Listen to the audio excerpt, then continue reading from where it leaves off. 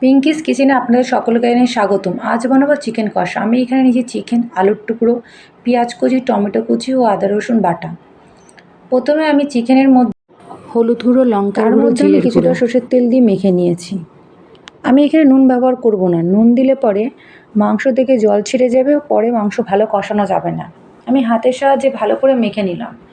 আমি এখানে 1 কেজির বেশি একটু মাংস নিয়েছি। এখানে কালবাট মুরগি আমি নিয়েছি। এই মুরগি হতে একটু সময় লাগে, আপনারা অনেকেই জানেন। তার জন্য আমি হাত দিয়ে ভালো করে মেখে একে আমি রেখে দেবো 1 ঘন্টার জন্য, মশলার সাথে যাতে মাংস ভালো করে মিশে যায়। এবার আমি কড়াই বসালাম। কড়াই গরম হলে পরে এর মধ্যে আমি কিছুটা সর্ষের তেল দিয়ে দেবো। সর্ষের তেলটা ততক্ষণ আমি ওয়েট করবো যতক্ষণ না গরম হচ্ছে। গরম হয়ে গেলে পরে তার মধ্যে গোটা জিরে, গোটা গরম মশলা ও গোটা তেজপাতা ফোড়ন দিলাম। একটু ভাজা হয়ে গেলে পরেই আমি এর মধ্যে 4টি বড় সাইজের পেঁয়াজ কুচিয়ে দিয়ে দেবো। পেঁয়াজটা আমি ভালো করে কুচিয়ে নিয়েছি যাতে গ্রেভিটা ভালো ঘন হয়। বড় করে পেঁয়াজ কাটলে পরে গ্রেভি ভালো ঘন হবে না, পেঁয়াজগুলো এক একটা সব বোঝা যাবে। পেঁয়াজটা ভাজার জন্য আমি এর মধ্যে 1 চামচ লবণ দেব। লবণ দিলে পরে পেঁয়াজ থেকে জল ছেড়ে যাবে আর তার সঙ্গে পেঁয়াজ খুব তাড়াতাড়ি ভালো করে ভাজা হয়ে যায় বাদামি রঙের। আমি পেঁয়াজটাকে এবার ভাজতে শুরু করব,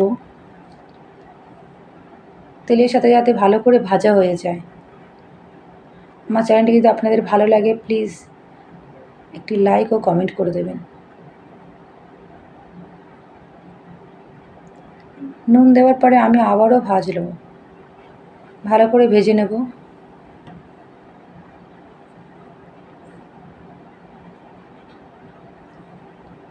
অনেকটাই ভাজা হয়ে এসছে। এবার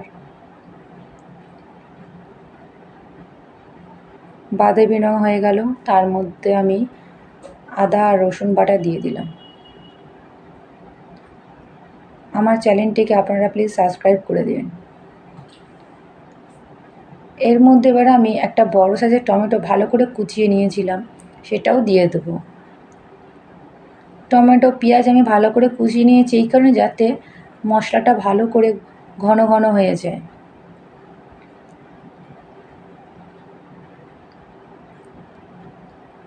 এরপরে আমি সেই টমেটোটাকেও দিয়ে দেবো। অনেকটাই কষানো হয়ে গেছে, দিয়ে আমি আবারও নাড়বো, নয়তো কড়াইয়ের নিচে লেগে যাবে, গিয়ে পুড়ে গিয়ে মশলার রঙ কালো হয়ে যাবে।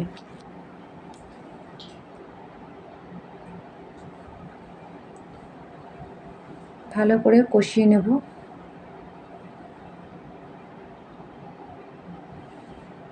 আমি আগে থেকে একটা বাটির মধ্যে 2 চামচ লঙ্কার গুঁড়ো, 1 চামচ হলুদ গুঁড়ো ও 1/2 চামচ জিরের গুঁড়ো আর 1 চামচ নুন দিয়ে গরম জলে ভিজিয়ে রেখেছিলাম বেশ কিছুক্ষণ আগে থেকে। গরম জলে যদি শুকনো লঙ্কার গুঁড়ো ভিজিয়ে রাখা যায় তবে যে কোনো রান্নায় রঙ খুব ভালো আসে। আমি গুলিয়ে রাখা মশলা এবার দিয়ে দেবো এর মধ্যে। দিয়ে দেওয়ার পরে আমি আবারও তাকে নাড়ব যাতে ভালো করে মশলা কষানো হয়ে যায়।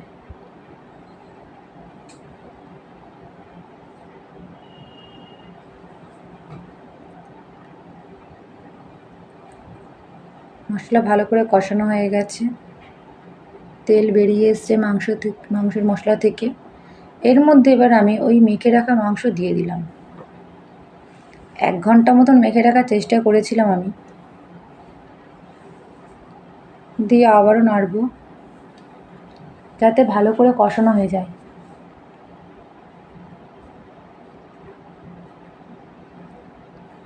এবার আমি একটা ঢাকা চাপা দিয়ে দেবো। ঢাকা চাপা দিয়ে দিলে পরে মাংসের যে জল ওইটা বেরিয়ে যাবে, আর বেরিয়ে গেলে পরে ভালো করে কষানো যাবে। জল বেরিয়ে গেছে, এবার আমি আবারও কষাবো তাকে।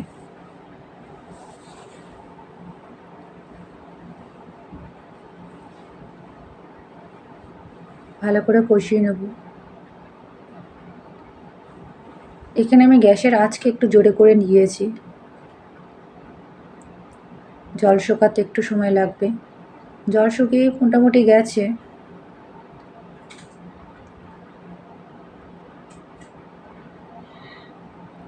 অনেকটা জল শুকিয়ে গেছে, তেল এবার আসতে শুরু করে দিয়েছে। আমি আরেকটা বাটিতে গরম জল বসিয়েছি, যেটা পরে আমি মাংসের মধ্যে দেব। ভালো করে কষানো হয়ে গেছে, তেল বেরিয়ে গেছে মাংস থেকে। আমি এখানে যেহেতু গুঁড়ো লঙ্কা ব্যবহার করেছিলাম, আর আলাদাভাবে কোনো ঝালের জন্য মশলা দেওয়া হয়নি বা কোনো লঙ্কা ব্যবহার করিনি, আমি সেই জন্য 1 চামচ গুঁড়ো গোলমরিচ, যেটা আমি আগে থেকে শুকনো খোলায় ভেজে গুঁড়ো করে রেখেছিলাম, সেটা দিয়ে দিলাম। মাংসের মধ্যে গোলমরিচ গুঁড়ো দিলে ভালো গন্ধ পাওয়া যায় আর স্বাদও ভালো হয়। সেটাকে আমি দিয়ে আবারও নাড়তে শুরু করলাম। ভালোই রং চলে এসছে। মশলা ভালো কষানো হয়ে গেলে, মাংস কষানো হয়ে গেলে রং ভালো আসে। দিয়ে এবার আলুর টুকরোগুলো আমি দিয়ে দিচ্ছি। আলুর টুকরোগুলো পরে দিলাম এই কারণেই, যাতে মাংসের সাথে আলু মিশে গিয়ে গলে না যায় আলু। এই মাংস হতে একটু সময় নেয়, তাই আলু আগে দিলে পরে মাংসের সাথে আলু পুরো গলে যাবে। ভালো করে এবার কষানো হয়ে গেছে। আলু দিয়ে বেশ কিছুটা কষিয়ে নিলাম। এবার আমি কুকারের মধ্যে মাংসগুলো দিয়ে দেবো। আগে মাংসগুলো আমি দিয়ে দেবো, তার ওপরে আমি আলু দিয়ে দেবো, নয়তো বা আলু সব গলে যাবে। আলুর সঙ্গে যদি মাংস একই সঙ্গে পড়ে, সব মাংসের সাথে আলু গলে যাবে।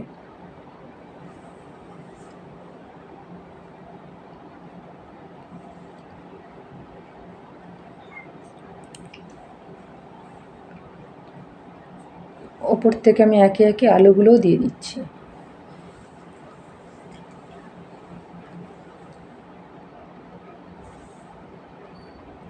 এবারে আমি আগে থেকে যে জল গরম করে রেখেছিলাম, আর কিছুটা কড়াইয়ের মধ্যে জল ধুয়ে সেটা দিয়ে দেবো,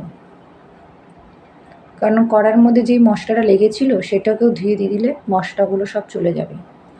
2 কাপ জল দিয়েছি, যাতে মাংসের হাঁপও না থাকে, হাঁপের থেকেও নিচে থাকে, নয়তো বা মাংস ঝোল ঝোল থেকে যাবে। এবার আমি কুকারে বসিয়েছি। কুকারে বসিয়ে দেখব 4টে সিটির জন্য। 4টে সিটি পড়ছে, মোটামুটি আশা করি সিদ্ধ এবার হয়ে যাবে।